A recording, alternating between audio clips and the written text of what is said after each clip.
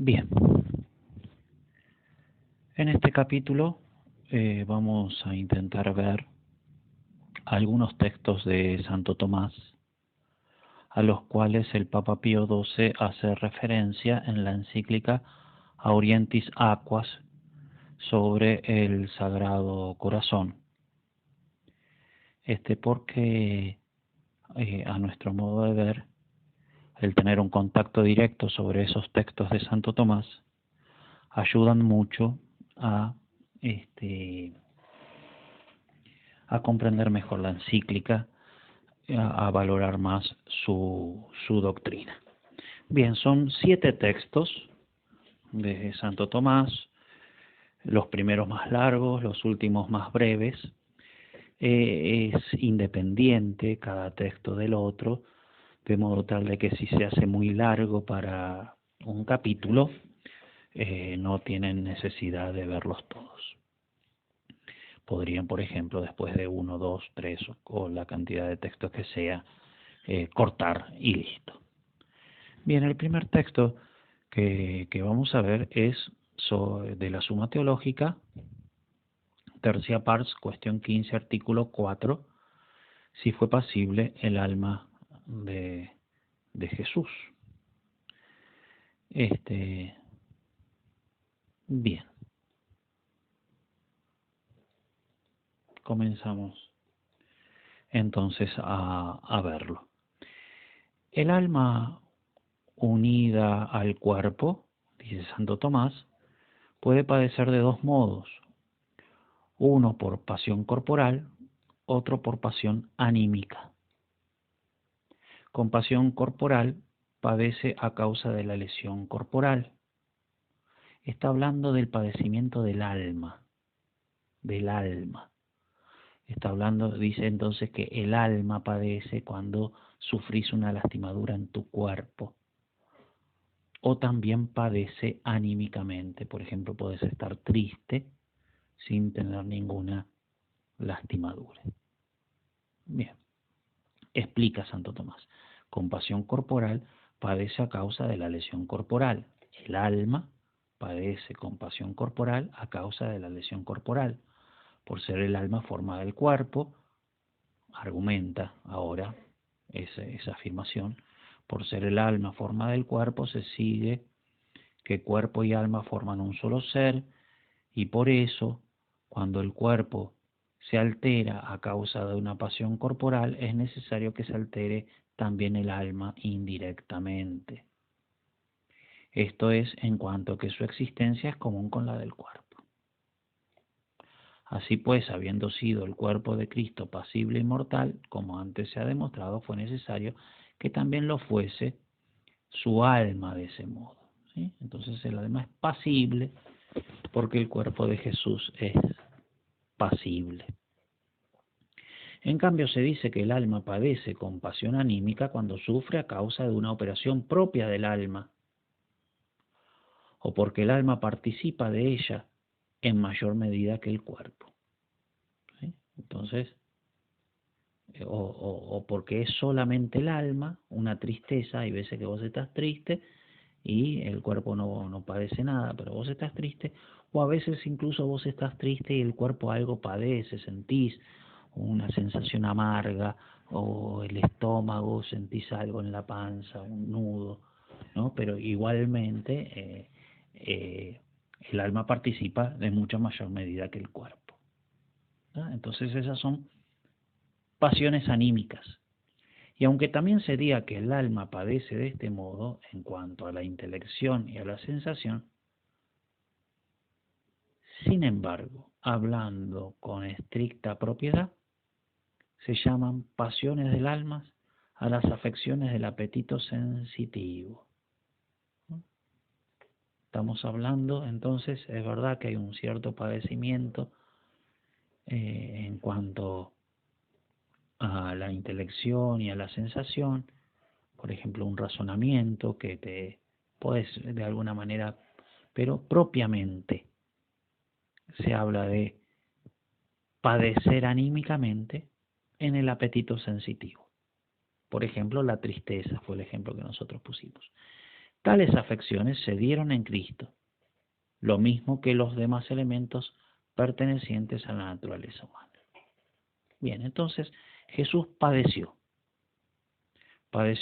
de ambas maneras. Una, en su corporalmente, el cuerpo sufría una herida y entonces eso repercutía en el alma, y también directamente el alma misma de Jesús padeció sensitivamente, estuvo triste, por ejemplo.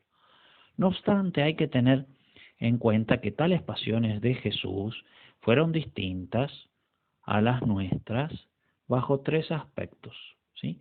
Eso que acabamos de describir, pasión corporal y pasión anímica, ambas en el alma sensitiva, se da también en nosotros, evidentemente, pero hay una diferencia entre Jesús y nosotros. En primer lugar, en cuanto al objeto, porque en nosotros ordinariamente las pasiones de esa naturaleza son arrastradas a lo ilícito, lo cual no sucedió en Jesús.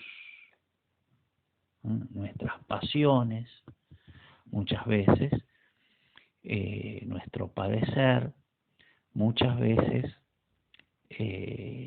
son de cosas, por ejemplo, te apasionas, padeces con la ira, pero una ira pecaminosa, o con la lujuria, o con la gula, ¿no? Muchas veces nuestras pasiones, el alma padece, tiende a lo ilícito, porque es un cierto sufrimiento, ¿no? Ves un chocolate y te querés comer 5 kilos, es un cierto sufrimiento. Muchas veces nuestras pasiones tienden a lo ilícito, eso para nada en Jesús. Luego, en cuanto al principio, porque con frecuencia tales pasiones se anticipan en nosotros al juicio de la razón, ¿sí? Luego quiere decir en segundo lugar. En cuanto al principio, ¿cómo es que se originan estas pasiones? En nosotros muchas veces esas pasiones son anteriores al juicio de la razón. En cambio, en Cristo, todos los movimientos del apetito sensitivo se sucedían de acuerdo con el imperio de la razón. Entonces la razón nunca dejaba de tener control de esas pasiones, ¿no? Y se le sometían perfectamente. O sea que él sufría, tenía tristezas, tuvo incluso un enojo, al menos uno que cuenta el Evangelio, pero siempre, jamás tendiendo a algo ilícito y siempre sometidas a la razón. Finalmente, en cuanto al afecto, porque a veces en nosotros estos movimientos no se quedan en el apetito sensitivo, sino que arrastran a la razón. ¿Sí? En nosotros se dan esas dos cosas. Lo que vimos en segundo lugar, que se originan sin la razón. Y en tercer lugar, no solamente se originan sin la razón, sino que incluso la arrastran a la razón. Eso pasa en nosotros. Esto no sucedió para nada en Jesús, porque los movimientos naturalmente concordes con el cuerpo humano, de tal manera quedaban retenidos por su propio imperio, que el apetito sensitivo de ningún modo, ¿sí? De tal manera quedaban impedidos, que el apetito sensitivo, esos movimientos, de ningún modo impidían a la razón hacer lo que convenía, ¿no? Entonces eso, es un artículo muy bueno, un artículo muy lindo, ilumina la encíclica, ¿no? Porque se ve perfectamente cómo hay un influjo, incluso una concordancia entre las pasiones del cuerpo y las pasiones del alma, ¿sí? El corazón puede tener una herida de Jesús y eso repercutir en el alma, porque está la pasión del alma corporal, ¿sí? Y después también se ve cómo hay una pasión anímica en Jesús, ¿sí? Una tristeza que va a repercutir indudablemente en su corazón, que todas esas pasiones son siempre, tienden a lo bueno y que siempre se someten a la razón, de modo tal de que se ve en Jesús toda una unidad, una coordinación, una unidad perfecta, cada una en su plano, cada una en su medida, pero una unidad perfecta entre lo que sufre el cuerpo, eh, lo que sufre el alma en concordancia con el cuerpo y lo que ese sufrimiento tanto del cuerpo como del alma está siempre eh, coordinado con la razón, que nunca arrastran a la razón, pero que de alguna manera están coordinados con ella. Bien, ese es el primer texto. El segundo es de la Suma Teológica, tercia pars, cuestión 18, artículo 6. ¿Se dio en Cristo contrariedad de voluntades? ¿Había una voluntad de Jesús que quería una cosa y otra voluntad de Jesús que quería otra? Bien, explica Santo Tomás que para que haya propiamente contrariedad entre dos voluntades, tienen que querer cosas distintas que hagan referencia al mismo objeto. Una querer lo blanco y el otra querer lo negro. Si una quiere la vida de una persona y otro quiere la muerte de otra persona, estas no son dos voluntades contrarias, ¿sí? Porque uno quiere de una y otro quiere de otra. Si uno quiere lo blanco y el otro quiere lo dulce, evidentemente no son dos voluntades contrarias.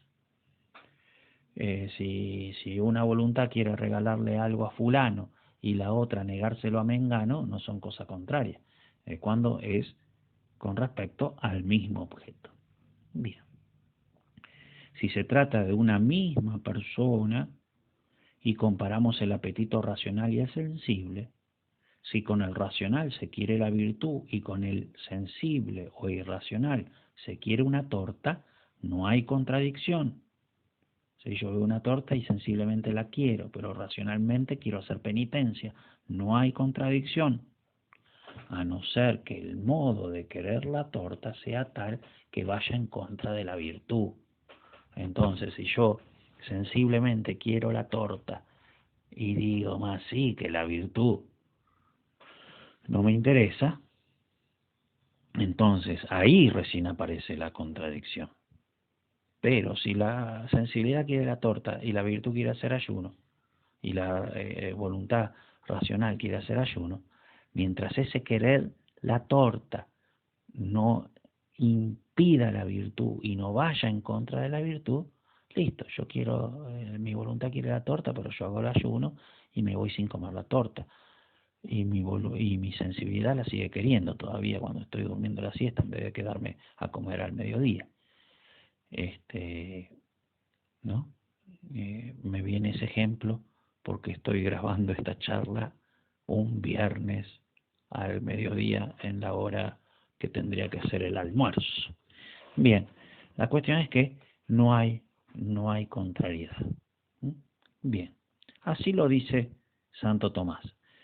Si el hombre con su apetito racional quiere una cosa y con su apetito sensitivo quiere otra, no existe contrariedad a no ser que el apetito sensitivo prevalezca de tal modo que cambie o retarde el apetito racional, pues en este caso ya se deja sentir en la voluntad racional algo del movimiento contrario del apetito sensitivo.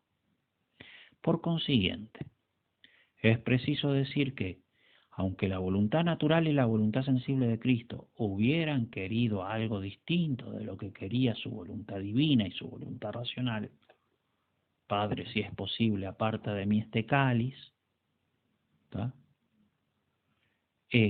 Con todo, no existió en él contrariedad de voluntades, ¿sí? Porque jamás su voluntad natural, lo que tiende, la voluntad natural no es la sensible, ¿no? Porque la voluntad sensible sigue a un conocimiento, la voluntad natural es la tendencia natural a una cosa más allá del conocimiento. ¿no? Es la tendencia natural. Por ejemplo, quiero la vida, o el hombre que quiere comer, pero no un pollo o algo concreto que está conociendo, sino la tendencia natural a comer, ¿sí? Es voluntad natural, que quiere la vida, por ejemplo. La voluntad sensible, que también rechaza la muerte, no le gusta. Pero esas dos aún, ¿sí?, queriendo algo distinto a lo que quería la divina y la racional hacer la voluntad de Dios y la voluntad de Dios que Cristo muera en sacrificio, aún queriendo algo distinto, con todo no existió contrariedad de voluntades, porque no lo querían de modo tal de contradecir la voluntad racional y la divina. Y acá explica los motivos. En primer lugar, porque ni la voluntad natural ni la voluntad sensible de Cristo rechazaban los motivos por los que su voluntad divina y su voluntad racional humana querían la pasión. Los motivos no los rechazaba. Por ejemplo, en ningún momento la voluntad natural o la voluntad sensible rechazaban salvar a los hombres, ¿no? Lo que querían era la propia vida. Entonces no rechazaban los motivos. En segundo lugar, porque ni la voluntad divina ni la voluntad racional de Cristo eran impedidas o retardadas por su voluntad natural o por el apetito sensitivo, ¿sí? No le hacían nada. O sea, evidentemente la voluntad divina no tiene causa, así que a la voluntad divina no le pueden hacer absolutamente nada. Y la voluntad racional humana era de tal manera virtuosa que evidentemente no le afectaba, no la alejaban de su acto, ¿no? Y del mismo modo, a la inversa, ni la voluntad divina ni la voluntad racional de Cristo rehuían o retardaban el impulso de su voluntad humana ni el movimiento de su sensibilidad. Este texto, esta oración es fabulosa, ¿no? Porque, ahora tal vez lo explique un poquito más adelante, ¿qué pasa? No es que racionalmente o la voluntad divina hacían de que la sensibilidad no sufriesen. Por ejemplo, no la distraían. No. Jesús dejaba a la voluntad sensible realmente sufrir lo que tenía que sufrir, ¿no? Entonces no había contrariedad alguna, porque la sensibilidad no influía sobre la razón y la razón dejaba que la sensibilidad sufra lo suyo.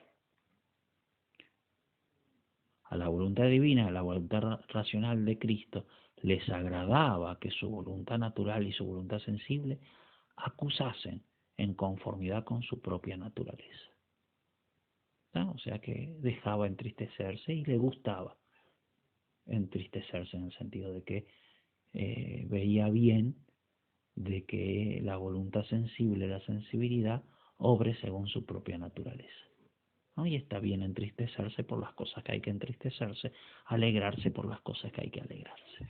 Bien,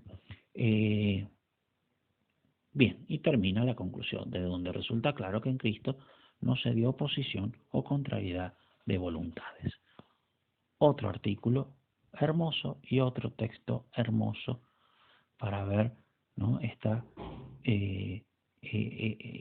coordinación, esta sintonía, aunque diferentes planos, esta sintonía entre la sensibilidad de Jesús, que indudablemente tiene como órgano el corazón, ¿sí?, esta sensibilidad de Jesús, esta racionalidad de Jesús y esta divinidad de Jesús, como sintonizan perfectamente, de modo tal de que al sintonizar perfectamente, puedo a partir de una llegar a la otra, por más que estén en planos totalmente distintos. Y así viendo, por ejemplo, el amor en su corazón, descubrir el amor en su voluntad racional, ¿no? O viendo cómo sufre el corazón, veo también el sufrimiento en su alma y también el amor en su alma, ¿no? Porque siempre están todos los planos de alguna manera coordinados, ¿sí? El amor en el alma lo veo porque de hecho este, es capaz de sufrir eso sin rechazarlo en lo más mínimo, ¿no? Entonces, viendo ese sufrimiento del corazón de Jesús, el alma no lo rechaza en lo más mínimo, ¿sí? Este texto que estoy pintando acá es fabuloso, no rehúsa, no retarda, ¿sí? Los movimientos de su sensibilidad. Bien, vayamos a otro artículo. Tercia par siempre, 46.6. Son, recuerdo de nuevo, son todos artículos a los cuales el Papa Pío XII en su encíclica hace referencia. Algunos citándolos explícitamente, otros con un confer simplemente en nota al pie. Bien, Suma Teológica 346.6. El dolor de la pasión de Cristo fue el mayor de todos los dolores. De este artículo hacemos un pequeño resumen, ¿sí? Es largo, por eso no hemos querido traer los textos, salvo brevísimos, ¿sí? Un pequeño resumen. Los dolores sensibles son de dos tipos, ¿sí? Como vimos en el primer artículo de este capítulo. Los exteriores, que son provocados por las lesiones del cuerpo, y los que nacen del interior, como la tristeza. En ambos Jesús sufrió más que ningún otro. Por la causa del dolor, ¿sí? Hace 4 evaluaciones, 4 criterios de evaluación, Santo Tomás, mostrando que según los 4 criterios de evaluación, Jesús fue el que más sufrió en ambos sentidos, sea en el dolor exterior, sea como en el dolor interior. Bien, como en cuanto a la causa del dolor y en cuanto a los dolores exteriores, por la naturaleza de la cruz. Hace toda una descripción de la cruz, lo que sufren los crucificados, todo lo que nosotros solemos ver en los ejercicios ignacianos. Y en cuanto a los interiores, porque sufrió interiormente por nuestros pecados. Y a mí se me ocurre, no lo pone Santo Tomás, poner este ejemplo, como si nosotros supiésemos que un ser querido se condena. ¿Cómo sufriríamos interiormente? Bueno, Jesús así sufre por cada uno que peca, por cada uno que peca, ¿no? Y teniendo ahí presente todos los pecados de los hombres, el sufrimiento interior que él tuvo. En segundo lugar, las mayor causas, ¿no? Ahora, no solamente él sufrió las mayores causas, sino que por su capacidad de sufrir, la capacidad de sufrir de Jesús es infinitamente más grande que las nuestras. En la dimensión de los dolores exteriores, su capacidad de sufrir es muchísimo mayor que la nuestra por lo perfecto de su cuerpo, generado por obra del Espíritu Santo. Entonces un cuerpo absolutamente sensible, ¿no? Si yo le pego un latigazo a una persona y se lo pego a un caballo, indudablemente el sufrimiento de los dos es distinto, porque por más que sean la misma causa, la capacidad de sufrir del caballo es mucho menor, una sensibilidad no tanto desarrollada. Bueno, la sensibilidad de Jesús infinitamente más desarrollada de la nuestra, y uno de los argumentos que da Santo Tomás, y yo recalco, es por la perfección de su cuerpo, dado que fue generado por el Espíritu Santo. Y dice, lo que se genera milagrosamente es siempre más perfecto que lo que se genera naturalmente. Y pone el ejemplo del vino en las bodas de Caná, que era el más perfecto de los vinos, porque fue milagroso. Entonces, el cuerpo de Jesús, que se concibió milagrosamente por obra del Espíritu Santo, tuvo que haber sido enormemente perfecto, y de modo tal de que enormemente más sensible. Y después, en cuanto a los dolores directamente interiores, Jesús también tiene una mayor capacidad de sufrimiento por lo perfecto de todas sus facultades interiores, ¿no? Una percepción enormemente más grande que la nuestra, ¿no? Entonces, por eso, un sufrimiento. Después, por la pureza del dolor. En cuanto a los exteriores, porque no mitigó su dolor, por ejemplo, pensando en otra cosa, no huyó del dolor. ¿Sí? De nuevo, el argumento de ese texto tan hermoso que hemos leído, ¿no? Y del mismo modo a la inversa, la voluntad divina y su racional, eh, eh, no como que no rehusaban ni retardaban el movimiento de la sensibilidad, ¿no? Entonces por eso no había contradicción. Y acá en la pasión eso se ve, porque el dolor que tenía que sufrir el cuerpo, él no lo disminuía en lo más mínimo.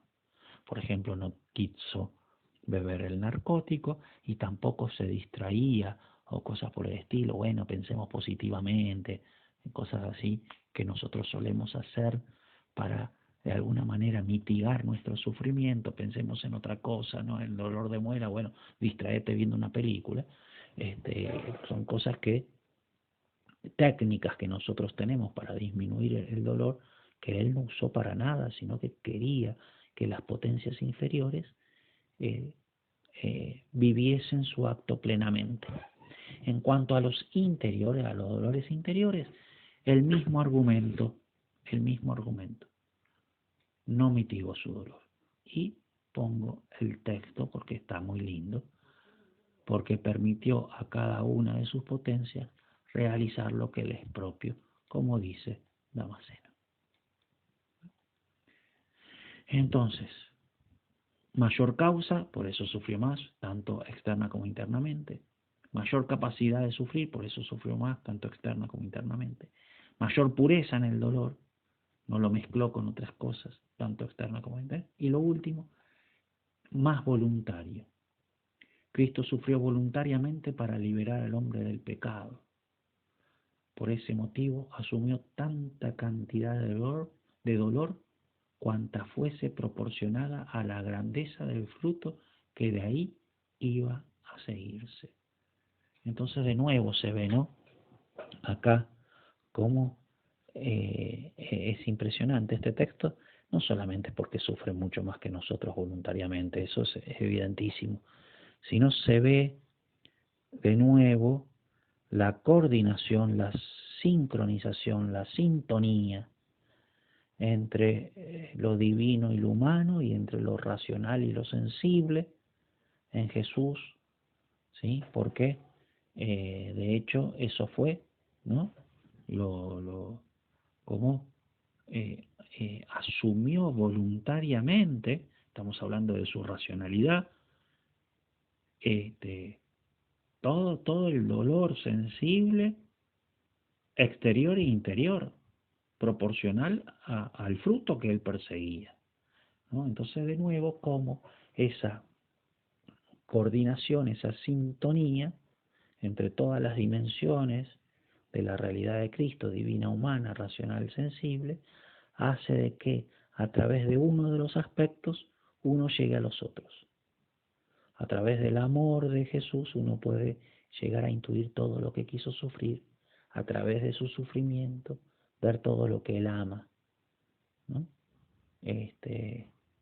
Todo lo que él ama. E insisto que eso se da mucho más que en nosotros, porque yo puedo ver una persona sufrir y sin embargo sufrir con mera resignación o con quejas interiores que no descubro. Digo, uy, qué santa que es esa religiosa, mira la vida de sufrimiento que lleva. Sí, pero capaz que quejándose interiormente de la superiora todo el tiempo. En cambio en Jesús, entonces en nosotros lo físico no es tan revelador del alma, pero en Jesús es absolutamente revelador, ¿no? Por eso es que en su corazón vemos su amor. ¿Está? Es fundamento de esta encíclica y de esta devoción. Bien, y termina el texto. Por consiguiente, esto lo resalto porque es muy importante, de la consideración de todas las cosas juntas, resulta evidente que el dolor de Cristo fue el máximo. ¿Por qué? Porque tal vez uno puede imaginar una tortura más grande que la crucifixión. ¿Sí? Pero por más que haya una tortura, por ejemplo, a algunos le han sacado la piel estando vivos. Y capaz que ese es un dolor más grande que la crucifixión. Pero en su conjunto, según estas 4 dimensiones, el dolor de Cristo siempre es infinitamente más grande. Bien, otro artículo. Insisto que ustedes los pueden cortar el video cuando quieran. Hay una independencia total entre la lectura de un artículo y otra. Otro artículo es el de la tercia pars, cuestión 19, artículo 1. Si hay en Cristo una sola operación divina humana, o si hay varias operaciones, una operación divina y otra humana, o si solamente es la operación divina y la humana es como un títere, no es propiamente una operación, ¿no? Eso es lo que se está preguntando. Y de nuevo, esto va a iluminar cómo podemos descubrir, va a haber una operación real, humana, distinta de la divina, pero cómo esa humana de alguna manera muestra la divina. Veamos el artículo. Siempre lo que está entre comillas es de Santo Tomás, lo otro es nuestro meramente explicativo. Santo Tomás explica cómo se subordinan 2 agentes con el siguiente ejemplo. La operación propia del hacha es la de cortar. En cambio, la que le compete en cuanto movida por el artesano es la de hacer un banco. En este ejemplo, se dice que solo el carpintero hace el banco, pero que tanto el carpintero como el hacha cortan la madera. ¿No? ¿Quién cortó la madera? Tanto el carpintero como el hacha. ¿Quién hizo el banco? Qué grande hacha, el banco que te mandaste, no. ¿Por qué? Porque el cortar es virtud propia del hacha, pero no el hacer un banco, el ser artista. Entonces, cuando una causa superior usa de una causa inferior, la causa inferior hace lo que le es propio según su naturaleza, cortar.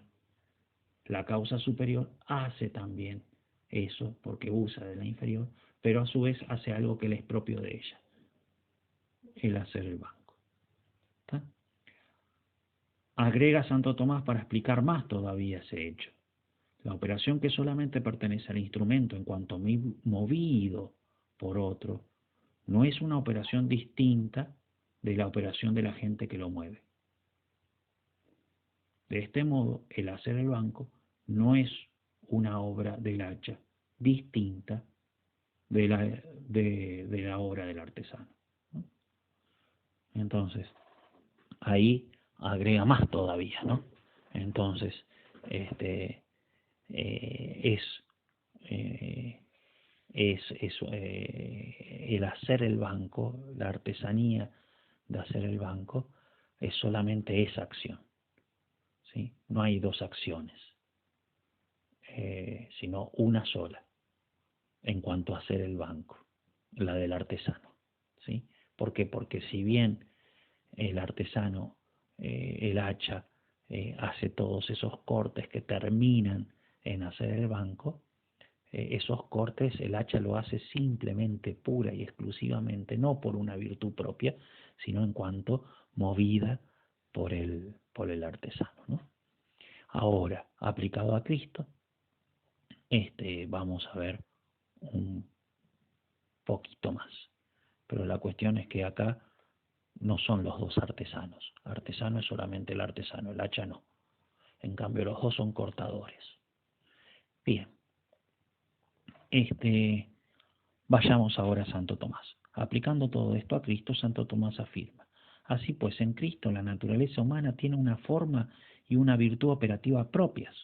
Como el hacha al cortar es propio de ella, Jesús como hombre tenía virtudes propias, como todo hombre tiene su virtud. Y lo mismo también la naturaleza divina. La naturaleza divina también tiene sus propias virtudes, como las tiene el carpintero. Bien, de ahí que también la naturaleza humana tenga una operación propia distinta de la operación divina y viceversa. Y sin embargo, la naturaleza divina se sirve de la operación de la naturaleza humana como de la operación de un instrumento suyo. Y del mismo modo, la naturaleza humana participa de la operación de la naturaleza divina, lo mismo que el instrumento participa de la operación del agente principal. Vamos a explicar. En la respuesta a la segunda objeción, Santo Tomás agrega: la operación de la naturaleza humana de Cristo, en cuanto a ese instrumento de la divina, no difiere de la operación de la divinidad, pues la salvación que nos procura la humanidad de Cristo no es distinta de la que nos proporciona su divinidad. No obstante, la naturaleza humana de Cristo, en cuanto es una naturaleza, posee una operación propia aparte de la divina. En otras palabras, y acá explicamos toda la doctrina de Santo Tomás en este artículo. Cuando el carpintero corta con el serrucho, el corte que hace el carpintero y el que hace el serrucho son el mismo corte, pero ambos cortan con una operación propia. Del mismo modo, tanto la divinidad como la humanidad de Cristo obran la misma salvación, pero ambas salvan con una acción propia, diversa de la otra. ¿Está? Diversa de la otra. Perfecto. ¿Por qué? Porque evidentemente en este acto redentor de salvación, la humanidad de Cristo obra por virtudes propias de la humanidad, por ejemplo, el sufrir, ¿no? Entonces, en ese caso, se trata más bien del cortar, así como el carpintero corta y el hacha corta, así también la divinidad salva y la humanidad salva, ¿no? Aunque la salvación provocada por ambos sea una misma salvación, ¿está? Ahora, se da igual que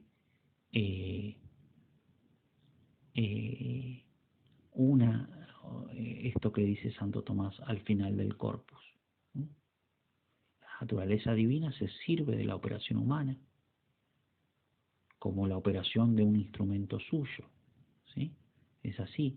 Entonces, ahí es verdad que la divinidad salva y la humanidad salva. Ahora, la divinidad salva sirviéndose de ese sufrimiento de la humanidad. La divinidad salva sirviéndose de esa pasión, ¿está? Y al mismo tiempo, la humanidad participa, como es usada por la divinidad para eso, participa de alguna manera de la salvación divina. Lo mismo que el instrumento participa de la operación del agente principal. Esta cuestión, agregamos nosotros,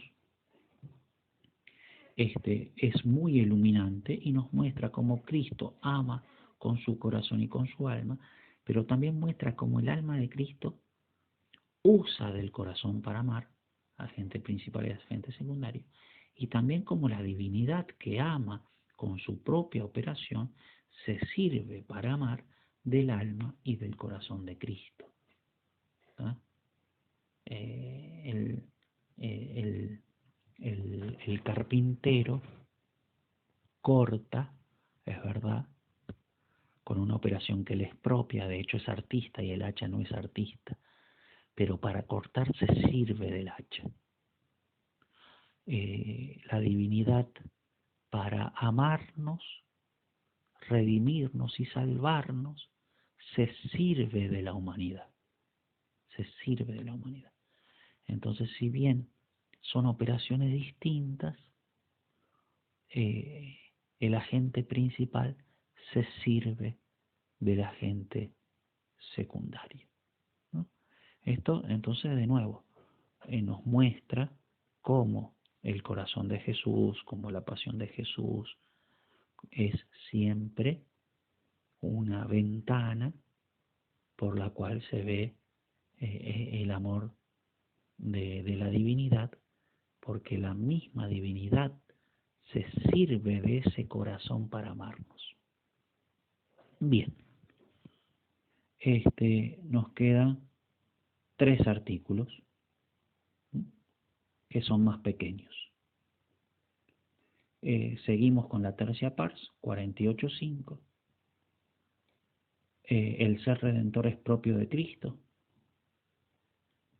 Él es el único redentor. Veamos. Para que alguien redima se necesita 2 cosas: el acto de la redención y el pago del precio. Si uno paga el precio para la redención de una cosa, y ese precio no es suyo, sino de otra persona, no se llama redentor principal.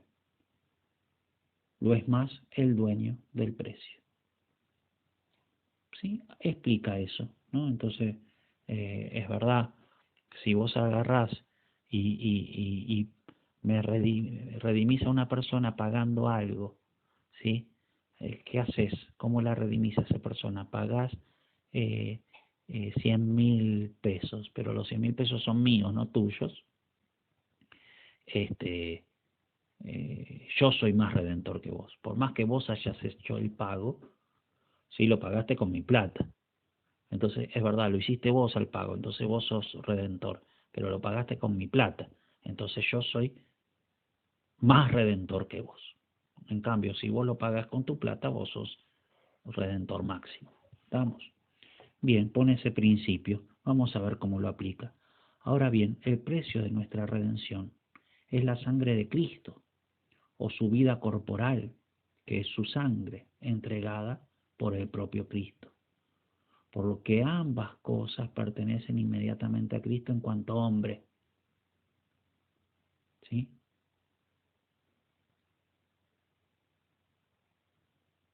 El precio a pagar fue la vida humana de Jesús. El precio a pagar fue el sufrimiento, su sangre. Ese fue el precio. La vida humana que pertenece a Cristo en cuanto hombre, pero pertenecen a toda la Trinidad como causa primera y remota, que era la dueña de la misma vida de Cristo, como autor primero, y por lo cual fue inspirado al mismo Cristo en cuanto hombre el que padeciese por nosotros. Entonces esa vida humana de Cristo, de alguna manera, también pertenecía a la Trinidad. Por eso va a decir el artículo que bajo cierto aspecto Cristo es el Redentor, porque es su vida humana. Bajo cierto aspecto la Trinidad toda es redentora, porque es una vida que de alguna manera le pertenece a ella. Entonces concluye: por esta causa, el ser inmediatamente redentor es algo propio de Cristo, en cuanto hombre, aunque la misma redención puede atribuirse a toda la Trinidad como causa primera. De nuevo, es otro hermoso artículo. Cada uno de estos artículos podemos meditar una semana, ¿no? Podemos hacer fruto de nuestra meditación por una semana y más también, evidente, toda la vida. Pero este es un hermoso artículo en donde se ve de nuevo la coordinación, la sintonía entre lo humano y lo divino en Cristo. En este caso, en el aspecto redentor, ¿no? Y entonces siempre, como a través de uno, conocemos el otro. Por eso esta devoción al Sagrado Corazón es una devoción que nos une a la divinidad. ¿Ah? A ver, ¿qué escribimos nosotros? Se trata de un hermoso texto en donde se muestra cómo la misma acción, la redención, se puede atribuir tanto a Cristo como a la divinidad. Se trata además de una acción sacrificada, en donde el corazón de Jesús se afecta de modo particular. Muestra entonces este texto cómo el corazón de Cristo es reflejo de la divinidad. Bien, y dos pequeñísimos artículos para terminar. Los artículos no son pequeños, nosotros hemos puesto una partecita chiquitita en esta charla. Ya dejamos la tercia pars y vamos a la segunda secunde, donde habla más de las virtudes, ¿no? No tanto de Cristo, sino de las virtudes. Entonces, si la religión es una sola virtud, no nos interesa el artículo, ponemos simplemente la respuesta a la tercera objeción. No se da culto religioso a las imágenes, por lo que son en sí consideradas como cosas, sino en cuanto las consideramos exclusivamente como imágenes que nos llevan al Dios encarnado.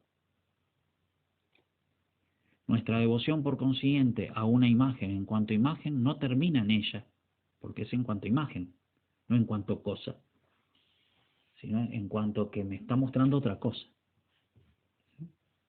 No termina en ella, sino que va dirigido a lo que ella representa. De ahí el que, por el hecho de dar culto religioso a las imágenes de Cristo, no se diversifica ni la razón de la tría, ni la virtud de la religión. ¿Sí? Entonces, la devoción al Sagrado Corazón de Jesús no termina en el Sagrado Corazón de Jesús, sino que va a Jesús todo. A Jesús todo. Verdadero Dios y verdadero hombre. ¿Sí? De modo tal de que termina también en la Santísima Trinidad. Y lo último que vemos es la devoción acto especial. ¿Qué es la devoción? Hablamos de devoción. ¿Sí? Dice así, después sigue el artículo, nosotros ponemos estas dos oraciones simplemente. La palabra devoción proviene de la forma verbal devovere, sacrificar. De ahí el que se llame devotos a quienes de alguna manera se ofrecen en sacrificio a Dios, para estar del todo sometidos a Él. Según esto, la devoción, al parecer, no es otra cosa que una voluntad pronta de entregarse a todo lo que pertenece al servicio de Dios. Entonces, esta devoción al Sagrado Corazón viene el someternos, el entregarnos a Él, implica evidentemente también